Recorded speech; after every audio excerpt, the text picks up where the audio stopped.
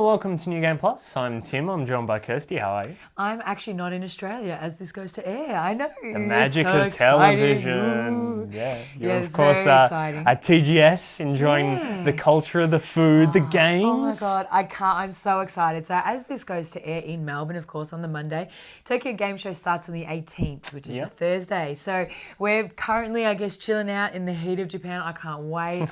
And we're smashing those arcades. That's the thing I've been most excited for. Yep, going over there to get your Japanese 3DS so you can play Super Smash. I know, because Super Smash Bros. Of course, does come out slightly earlier in Japan. So we've decided to go hit up and just invest. I mean, I still stand by region locking is the cruelest thing Nintendo's ever done, because I always stand by the fact that the thing that really got me into the DS was Osutatake Oendan, and that was an import game that actually spawned a whole series of games for the Nintendo DS.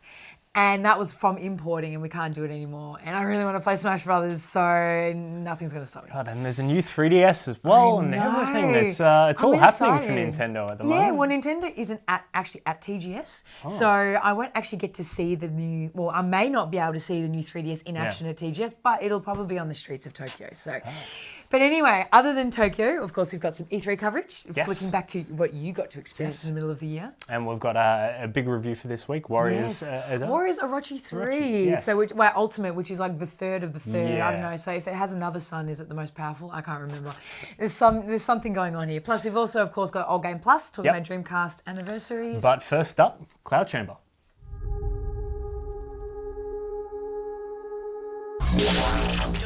Now, Steam is a wonderful place to get games, but then sometimes they put up things that are very hard to categorize as games, like Cloud Chamber. Yes, Cloud Chamber, an interactive video storytelling event of some form. It's not really a game, all right? Let's just get that out of the way right now, In the traditional sense, there's no levels, there's no end game, there's no way to win. It's basically you are participating in solving the mystery. Yeah, what it does is it presents a series of videos and documents, images, all sorts of things, and presents a story told through this that has a lot of mystery, feeds you a lot of clues, a lot of hints, and then you actually go on and discuss these things in an inbuilt forum in the game. Yeah, so basically, you find other people who are watching the same thing, they pick up something you might not have, you discuss how that works. Well, as far as something of its type, it's very unique, it's very interesting, very well presented. As a game, though, like, it even makes David Cage stuff look more like games. Well, it does try new things, but yeah, personally I wasn't a big fan of it, of the fact that there was no real interaction in the game. There was no progress gates, there was nothing to really solve along the way, no short-term goals. It was kind of just be shown something, theorize about it, and then move on to the next one. And it does help if you're a sci-fi fan or you're familiar with quantum physics. Yes, you have to be somewhat familiar with quantum physics to get where the story's going, what it's doing. I enjoyed it a little bit more than you did, though. It was all a little bit over my head, to be honest. Like, I didn't really know much about the theories they were presenting without a bit of knowledge about what goes on. We won't spoil it for you, but without knowing a bit of stuff about it, it was all a bit of gibberish to me. Though that said, I mean, it's their first time at bat. It was definitely unique enough for me to take notice and for us to live stream it. You know what I mean? So the sheer fact was we were interested enough to have a look at it. So does that mean go check it out? Well, it may or may not be your cup of tea, to be perfectly honest. If you want a traditional game with traditional markers and traditional game things, no. But if you want to try something a little bit different, yes. Is that fair? Yeah, personally I wasn't a fan, but I can definitely see how it has a niche. And it definitely tried something new and interesting, and for that, it got my interest going. Now, Cloud Chamber is a bit strange. It doesn't really look like a game. I just don't even understand it. Like, it's so. But as they said in the review, they said that having a basic understanding or some kind of comprehension of quantum physics and like the sciences helps. And all that. I don't. Like, I know that there's a thing called gravity, and that it drags everything that I love down. But other than that, it's just. That's about as far as it goes. I think this is something that might be a bit beyond me. I do like the fact that it encourages community interaction, though. Like, I like the fact that by talking on these forums, you actually unlock more. So it encourages you to actually interact with other people. It's kind of like what PT, playable teaser for Silent Hill, tried to do with, like, they're trying to make something, a puzzle or something really hard, so you have to interact with the community to kind of work out a solution together. And it's it's a cool idea, but does it I actually think reflect? Because what happens when people aren't playing it? Like, what happens if you start playing this It game just ceases- in Yeah. 12, what happens when you start playing this game in 12 months' time? Like, Yeah. it's like the whole joke about like a lot of those kind of online games. It's like, yeah, but if a game makes a sound but no one's around here, here does it exist? You know, like it's like, well, when you depend on multiplayer or depend on engaging with other people to win when nobody's online. Like, it's Yeah, not and just there's like you not got to get 4 necessarily buddies in a room. Win conditions either. It's No. like, yeah. So look, I think perhaps it would be interesting as an experiment as to what constitutes a game. You know, and perhaps for those who are more interested in these kind of things, like in the whodunit, in a who, Yeah. you know, in that kind of problem solving kind of aspect or theory solving, maybe, but.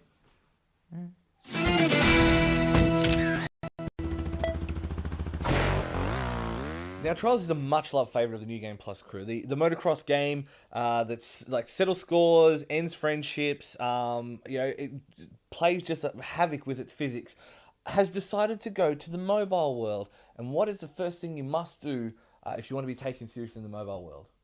Correct. You have to monetize, which means that you have to sell people coins and petrol and all of these consumables. Otherwise, your mobile game can't be taken seriously. I'm pretty sure that's the rule now because they've done the exact same thing to Trial. So for a game that's known for retrying levels, for its difficulty curve, for experimenting with quick ways to pass a course, how do you reconcile those two differences? Well, Trials Frontiers does a better job than most. So once you've started a course, you can retry it as many times as you like.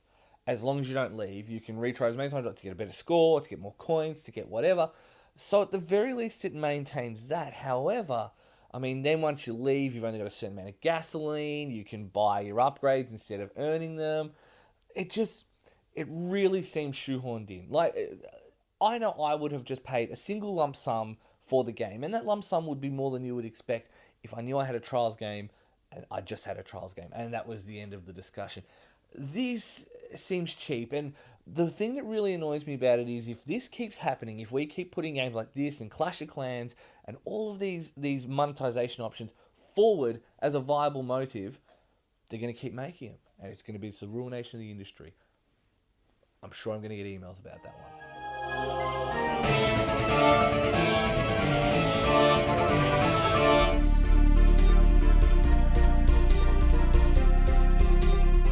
So we are joining you from Escape Room Melbourne, which is a brand new kind of concept that's finally come to Australia. Yes, we finally have it in Melbourne.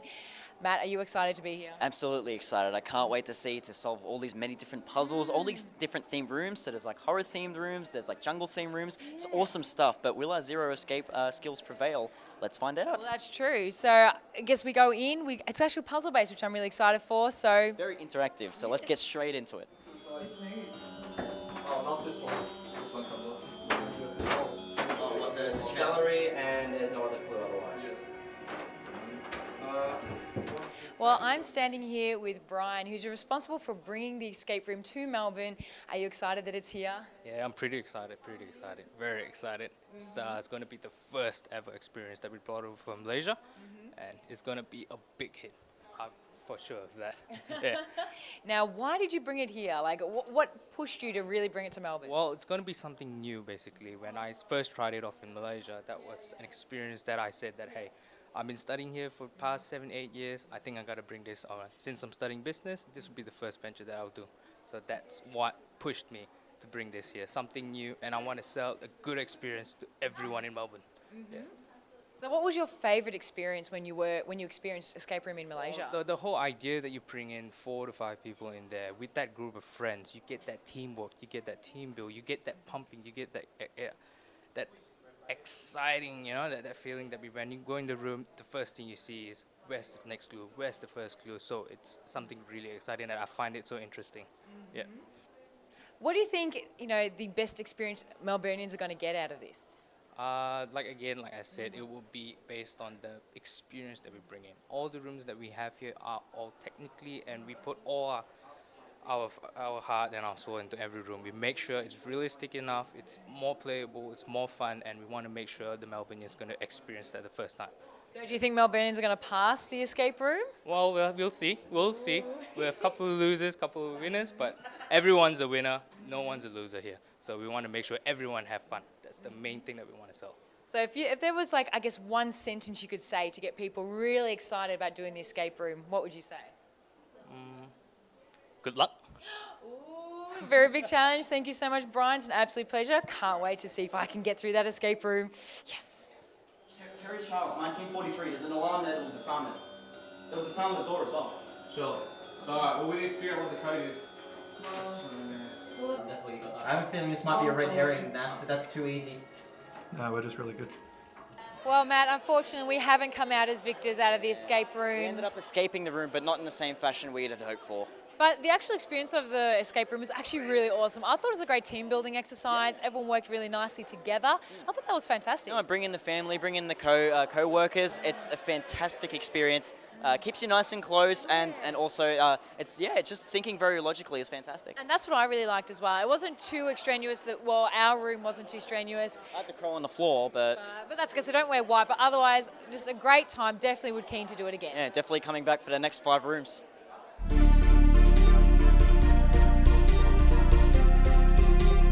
So the 9th of the 9th passed recently, and that marks the US launch of Sega's last and arguably best console, the Sega Dreamcast. Best console ever, and the first one with a fishing rod controller. Motion control long before the Wii did it. And the normal controller, as you can see, influenced a lot of controllers to come afterwards. So you've got an analog stick where the D-pad used to be at this time, twin triggers, and also plug-in memory cards. And the best thing about this is in a game like Sonic Adventure, you could load your KOs into here and you could take them with you during the day and play with them like a little Tamagotchi, and then bring it back at the end of the day, put it into your controller, plug it in, continue playing a game from the day before, but your KOs would be leveled up. Also, Rumble Pack. For people that like to spend a lot of money on their controller accessories. A lot of peripherals for this device. But coming back to the device, it was the first console with a built-in modem, and also had online service to service that, so you could play games online. And for something like Choo Choo Rocket, you could download extra levels, and the modem could be swapped out and replaced with a broadband connection. Very rare, but so you could use your 15 years ago, you could use your home broadband network to game online. Also had some of the first games where you had in-game chat was also released with the Dreamcast. Things like Alien. Yes, and talking release games. How many release titles were there? 19 release titles. 19 release Why titles don't people for do console. that this time? And an amazing imagination shown with these games. Seaman, Rez, Space Channel 5, Jet Set Radio. This is Sega during the Saturn was all their AM departments bringing all the games home. This one was when Sega was really at the peak of their imagination, and the games were amazing. And the launch titles: Soul Calibur, Crazy Taxi, Metropolis Street Racer, Hydro Thunder, Power Stone, Virtua Fighter 3-2B, Virtua Tennis. Like, who wouldn't buy this thing? Yeah. So it was amazing. 15 years ago, a VGA adapter, so games like Soul Calibur, which we've got on behind us, you could play on a PC monitor. It looked amazing. First console to output in progressive scan rather than interlaced, so 480p back 15 years ago. And unfortunately, yes, we're not playing the Dreamcast 4 or the Dreamcast 1. No. Sega, after the while, decided to go multi-platform, lost their way a little bit of a lesson for Nintendo there. Don't do it. But its legacy lived on the original Xbox when it came. Things like Shenmue 2, Fable was originally developed on this console as well. A lot of inspiration with the controller on the Xbox. Yeah. There were even rumours that at one point that the original Xbox would run Dreamcast games, but unfortunately that fell through. But it would have been amazing if it did. So an amazing little console, and really one of the best.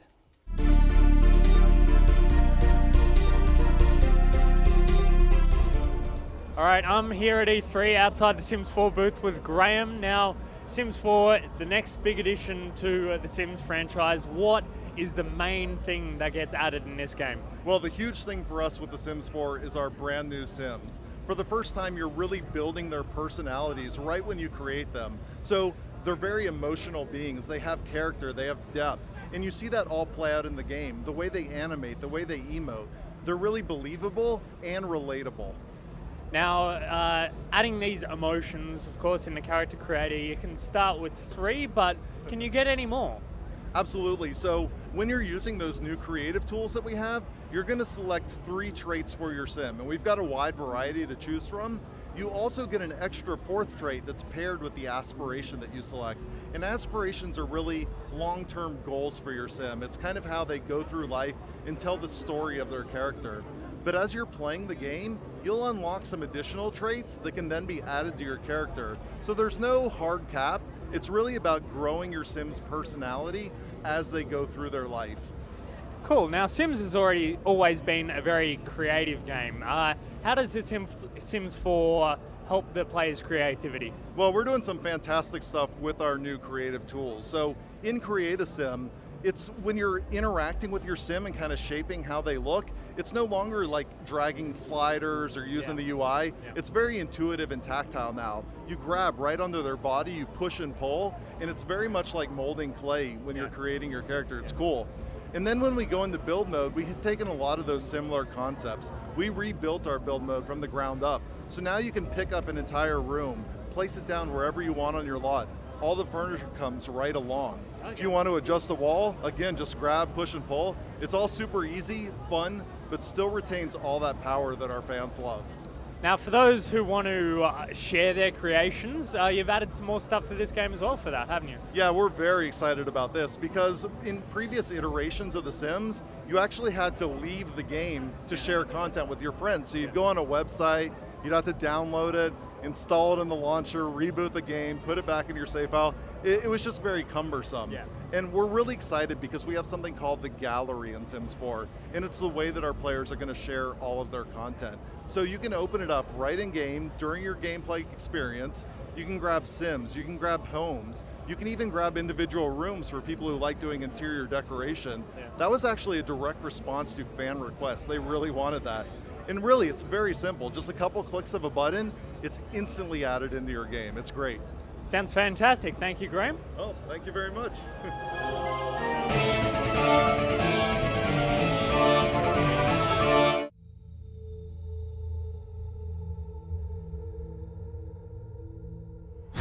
Very well then, Bayonetta. You shall be the first Umbra Witch to die at my hands. I swear it, on my honor as a luminous sage.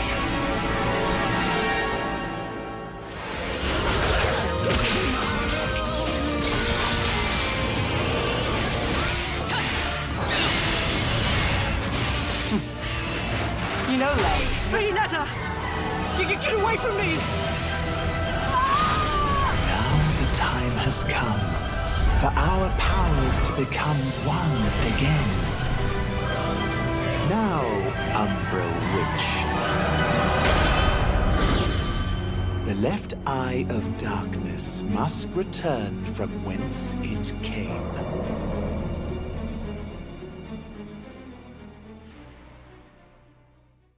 The thing I can't stop staring at is her shorter hair. Yeah. That gets me. Not the only thing though, because she does lose a lot of clothes when she always loses special clothes, and that's what I love. Like I loved that one part when she had the full on the mankini, like the Borat mankini. That was really funny. I love watching this trailer because for me it's just this great mashup of all of these fantastic Japanese games.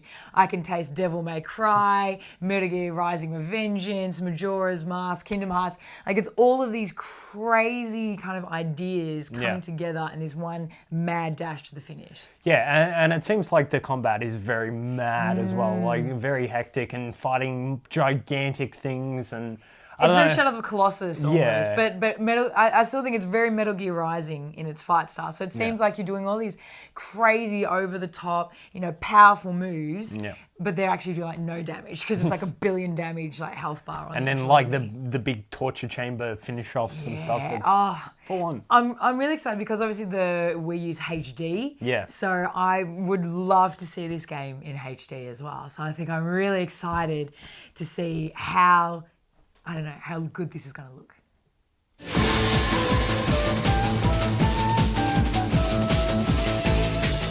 Now, there is a certain stigma when it comes to these kinds of hack and slash games. Not many people are into them anymore, aren't they? That's true. And, without going into the story about the guy accusing me of being the problem by playing COD when he was playing Dynasty Warriors. You're part of the problem. I am part of the problem. But basically, the Dynasty Warriors franchise is for, I guess, a select audience. Particular fans of Dynasty Warriors are generally fans of things like Dynasty Warriors, Samurai Warriors, in this case, Warriors Orochi 3. Absolutely. So we're going to be speaking about the latest installment. So this is the third update within Warriors Orochi 3, known as Warriors Orochi 3 Ultimate. Yes, of course. Now, so it is the absolute cream of the crop. We promise, we hope. It's interesting to see Koei Tecmo, because they've got a very, very unique way of incorporating all their brands into stuff. So Ninja Gaiden characters fight in DOA. And in Warriors Orochi, Ninja Gaiden characters / DOA characters appear as playable characters in this. So when it's all said and done, it is overall a sweeping kind of love affair with their own brand. It does have everything and the kitchen sink approach. So you have Ayane from the DOA series. You have Ryu Hayabusa, who was a guest star in Dead or Alive and is originally from Ninja Gaiden. So he's a guest star of a guest star of a video game. You got Rachel, Shout who's a guest, who's also...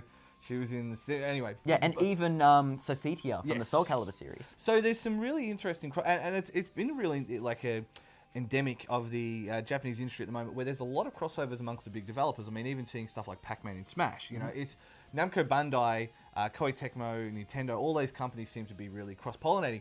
But in the context of this game, it really, really works, because the story is like your standard kind of universe colliding story. There's an evil force, people are teaming up to fight it, and in this case, there's enough difference in the fighting engine to make it to differentiate it from the Dynasty Warriors series. And conveniently, everybody has amnesia. So Ayane is going like, where am I? What am I doing? And then suddenly she's woven into the plot. So it's done really well. It's a bit ham-fisted, but it works well. So let's go to the gameplay though. And I think the big change from this would be the 3-person rotating system. So anyone who's played the recent One Piece game Freedom, whatever the hell it was called, where you could switch between the three characters. This is very much the same model, except those other 2 characters then don't Well, they're all interchangeable. So there's some really cool combos you can actually do. So there's things like the tag system, where you can jump in 3 characters, prolong as many combos as you can using the Muso gauge, so you can cancel as much as you want. And the combat system's actually really good. Sure, the game may look like a bit of a dog's dinner, but the gameplay is enough. And there's plenty of modes too. Like, it rivals a HAL Laboratories game. We're talking Smash Brother level content. Well, the dual mode itself is probably worth the honourable mention. It's dumb fun, but it's fun nonetheless. Yeah, so it's teams of 4 in that, isn't it? Teams of 3 on 3. So it's like my kind of fighter style. And you just fight against each other. Going to be a lot of couch fights. There's even a randomly generated dungeon mode too. So if you're into that kind of stuff, if you want more than just a story mode, like Warriors Orochi 3 Ultimate has more bang for your buck than you could possibly imagine. That's why it's called Ultimate. Last round. So we came from Bayonetta, and then we're going straight into more punching things. Yes. Lots and lots of punching things, spinning things, and people going everywhere. It's a good stress relief, I think, a lot of the Warriors Orochi, Dynasty Warriors style games. Hyrule Warriors. Hyrule Warriors, like it's that kind of game. I think it can work well. Yeah, I don't know. It definitely seems to have the same setup as all those other games, and I guess there's a familiarity with it. Yeah, I think much like, say, Dynasty Warriors, it is a game that you're invested in the series. You're going to enjoy this game. So for outsiders who don't play it that much, of course, it's going to seem a bit hard, a bit of a wall to scale to get into it. But that's life. Anyway. But that's it for this week's episode. But you definitely did have something very cool in this episode, which we didn't elaborate on at the start of the episode, and the game room. Yes, absolutely. Escape Room, which is this great event we got to attend a couple of weeks ago in Melbourne. And it's a puzzle room, and you kind of go into these rooms and have to work out the puzzle. And as a gamer, it's a fantastic experience. So if you're interested, you just got to check it out. It's really, really fun. The guys have done a great job bringing it here to Melbourne. Yeah, I've heard nothing but good things. Yeah, I mean, how fun is and it's fun because you're with friends, and then you get sometimes you get too nerdy, and then you realize, oh wait, it's a little bit simpler than I thought, and that's really cool for me. So we'll have that coming up. We had that in this episode. We'll have some Tokyo Game Show coverage. Coming up for you in the future episodes as well, because we've got a lot of events coming up. We've got EB Expo, we've got Armageddon, we've got Tokyo Game Show, we've got PAX. PAX, yes. Because the PAX panels have just been announced, and New Game Plus is bringing 3 panels at PAX this year. We've got the trivia coming back of course. second time. time around. We do. We've got Iron Chef cosplay, so crazy cosplay competition, and the super fighting game panel discussion, which is very exciting. Exciting things coming up for PAX. So definitely come down to Melbourne if you do not live in Melbourne and see us at those panels. So Absolutely. I think we should wrap it up. Visit our website, www.newgameplus.tv. Like us on Facebook, facebook.com/NewGamePlusTV. Follow Twitters and Instagrams at NewGamePlusTV. And watch our Twitch channel, twitch.tv/NewGamePlusTV. Thank you, Kirsty. Thank you, Timmy, and we'll see you guys next time.